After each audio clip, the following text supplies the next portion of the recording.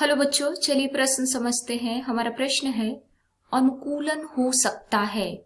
पहला विकल्प है व्यवहारिकीय, दूसरा विकल्प है आकारिकीय, तीसरा विकल्प है शारीरिकीय और चौथा विकल्प है उपरोक्त सभी। आइए समझते हैं। बच्चों, सबसे पहले हम अपने प्रश्न की मुख्य अवधारणा को समझेंगे। मुख्य अवधारणा, हमारे प्रश्न में पूछा गया है कि अनुकूलन क्या होता है, हमें बताना है।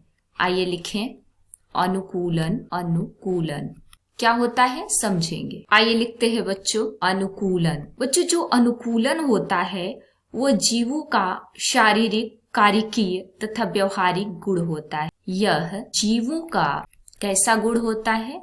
जीवों का शारीरिकीय, आकारिकीय तथा व्यवहारिक गुण होता है। व्यवहारिक गुण होता है। बच्चों, उदाहरण के लिए समझें कि शारीरिकीय गुण कैसे है।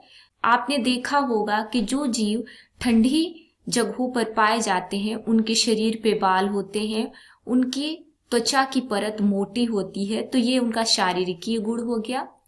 आकारिकीय गुण, जो जीवों का आकार होता है वो बड़ा छोटा हो सकता है अनुकूलन के लिए, यह उनका आकारिकीय गुण हो गया। और व्यवहारिक गुण की बात करें तो कुछ जीव प्रवास वगैरह करते हैं, तो प्रवास करना, अनुकूलन के लिए प्रवास करना, ये उनका व्यवहारिक गुण हो जाएगा। अनुकूलन जीवों को प्राकृतिक आवास में रहने के लिए उत्तम बनाती है। आइए लिखें अनुकूलन जो होता है, अनुकूलन जीवों को प्राकृतिक आवास में रहने के लिए क्या बनाती है बच्चों? उत्तम बनाती है। ये आपने अनुकूलन को समझा। अब हम विकल्पों की तरफ चलें तो हमारा विकल्प था, पहला विकल्प व्यवहारिकी, ये सही हो जाएगा।